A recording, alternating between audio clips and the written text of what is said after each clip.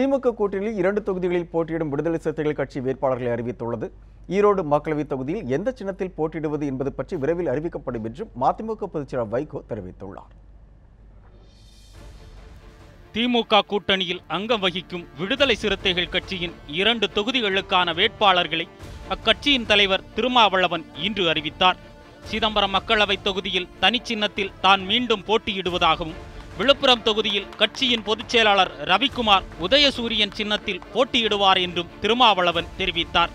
இன்னும் ஓரிரு நாட்களில் தேர்தல் அறிக்கை வெளியிடப்படும் என்றும், மோடி வேண்டாம் என்ற எண்ணத்தை முன்னிறுத்தி பரப்புரையில் ஈடுபடுவோம் என்றும் திருமாவளவன் தெரிவித்தார்.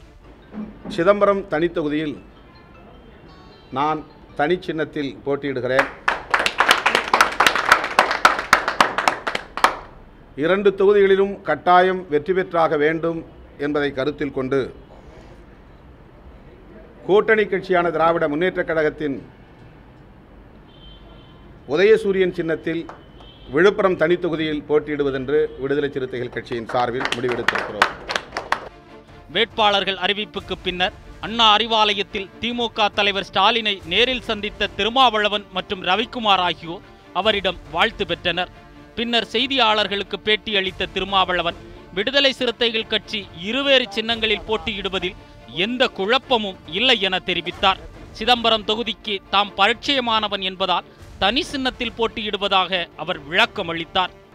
வன்னியர் சமூகத்தோடு எங்களுக்கு எந்த முரண்பாடும் இல்லை. நாங்கள் அந்த சமூகத்தினரோடு மிகவும் இணக்கமாக நட்புறவோடு தான் பழகி வருகிறோம். அரசியல் ஆதாயத்திற்காக சிலர் பதற்றத்தை உருவாக்குவதற்கு முயற்சிப்பார்கள். அதற்கு இருதரப்பு சமுதாயத்தை சார்ந்த பொதுமக்களும் இரையாகிவிடக்கூடாது, பலியாகிவிடக்கூடாது என்று நான் வேண்டுகோள் விடுக்கிறேன். மதிமுக பொதுச் செயலாளர் வைகோவும் ஈரோடு தொகுதி வேட்பாளர் கணேசமூர்த்தியும் அண்ணா அறிவாலயத்தில் திமுக தலைவர் ஸ்டாலினை சந்தித்து பேசினர். பின்னர் செய்தியாளர்களிடம் பேசிய வைகோ, 18 சட்டமன்ற தொகுதிகளுக்கான இடைத்தேர்தலில் திமுக போட்டியிட்டாலும் மதிமுகவே போட்டியிடுகிறது என்ற எண்ணத்தில் தீவிரமாக களப்பணி ஆற்றுவோம் என கூறினார்.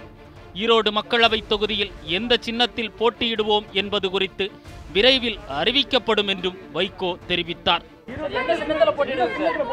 அது உரிய நேரத்தில் தெரிவிக்கப்படும். அனைத்து இடங்களிலும் திமுக தலைமையிலான மதச்சார்பற்ற முற்போக்கு கூட்டணி 40க்கு 40 என்று 2004ஆம் ஆண்டு தேர்தல் முடிவுகள் தான் இந்த தேர்தல் முடிவுகளாக அமையும். மதிமுக விசிக வேட்பாளர்கள் திமுக தலைவர் ஸ்டாலினை நேரில் சந்தித்து பேசிய நிலையில் திமுக கூட்டணி வெற்றிக்கு முழுவீச்சில் பரப்புரை மேற்கொள்ள திட்டமிட்டுள்ளனர். செய்திப்பிரிவு, நியூஸ் 7 தமிழ்.